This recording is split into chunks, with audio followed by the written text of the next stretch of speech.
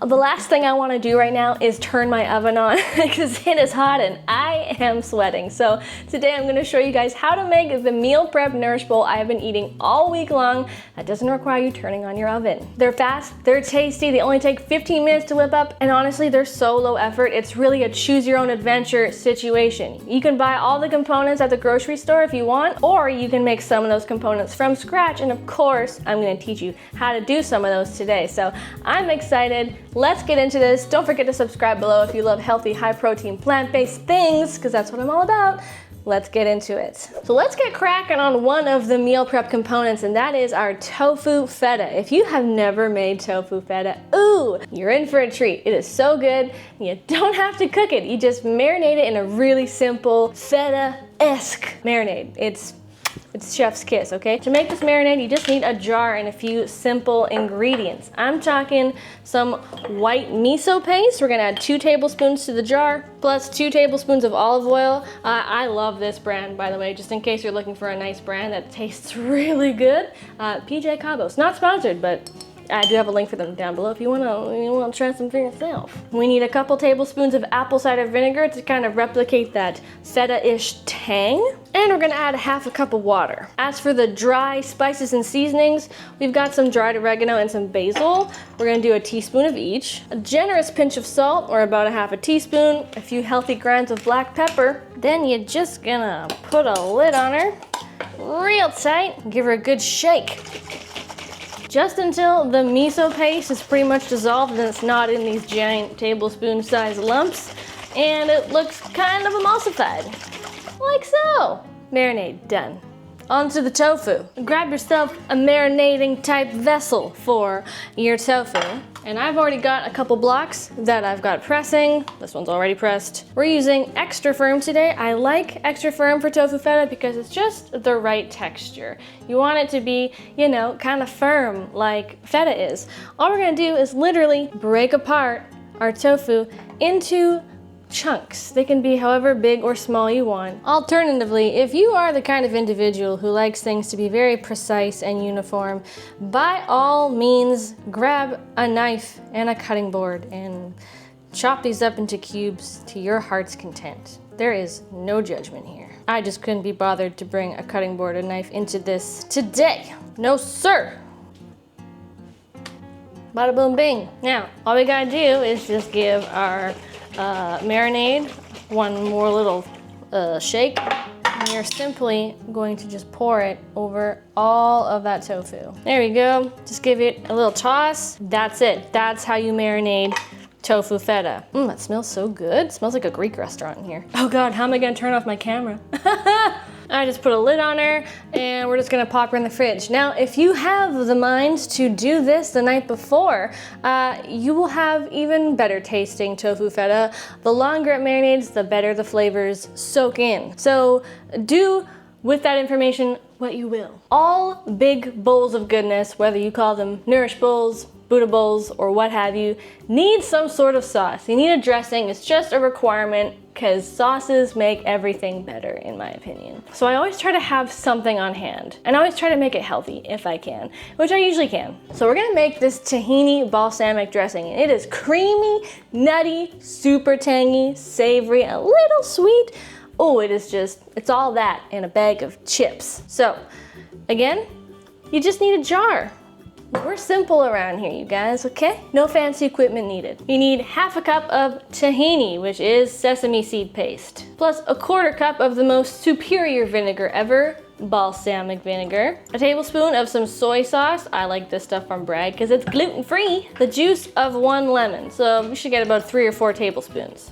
2 teaspoons of maple syrup, just for a little bit of sweetness. A teaspoon of garlic powder, and half a teaspoon of onion powder. 2 of my favorite seasonings that I add to literally everything. We need a 1/4 cup of water just to kind of thin it out and help it blend and not just be a thick, goopy mess. Plus salt and pepper to taste. Sometimes, depending on how much liquid is in your sauce, tahini-based dressings can seize up. So if that's the case, just add more liquid. But that's not happening for me today because there's quite a fair amount of liquid in here. So, and if anything, I could actually add a little bit more tahini because it's a little bit, maybe a little bit too liquidy for my liking.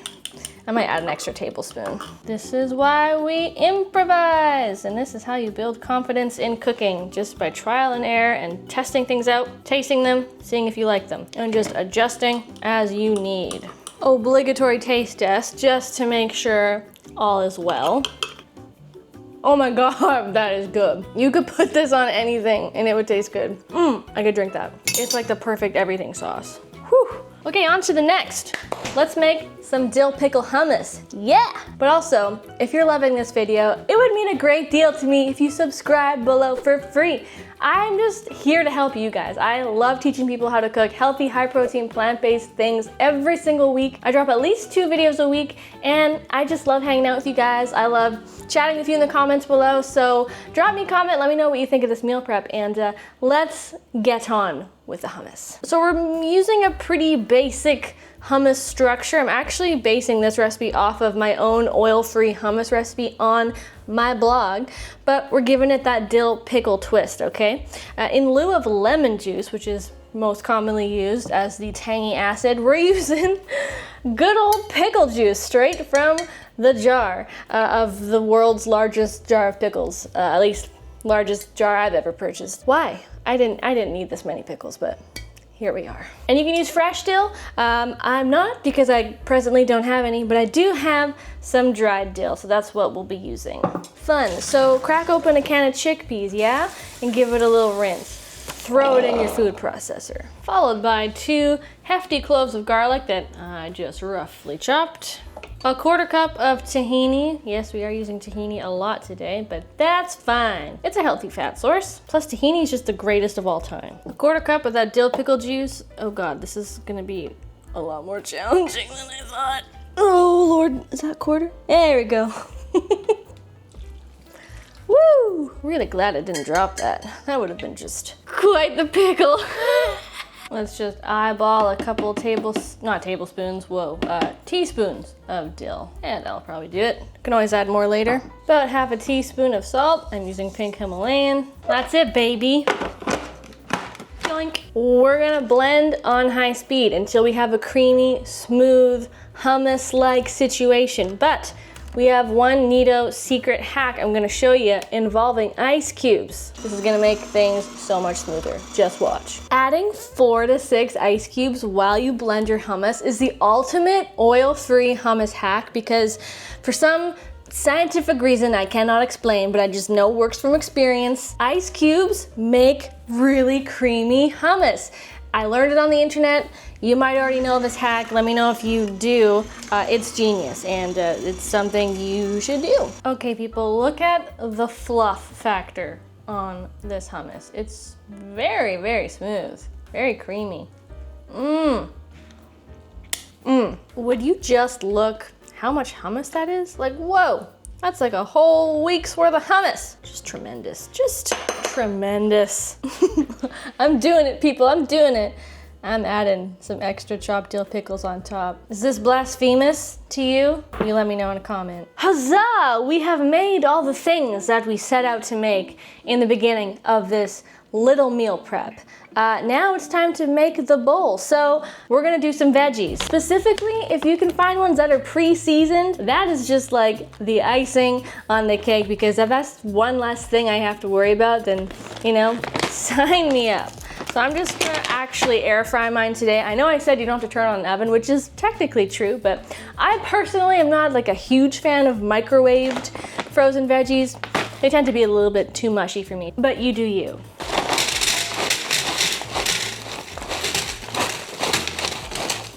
That's like enough for Brad and myself. So this is my system for making my bowl from start to finish, you guys. In the time it takes me to air fry my veggies, which is usually 15 minutes, I can assemble my entire bowl. Let me show you what I do. I decide what, if any, fresh veggies I wanna throw into my bowl in addition to the air fried ones. Tonight, it's gonna be cucumber and some remaining grape tomatoes I have to use up.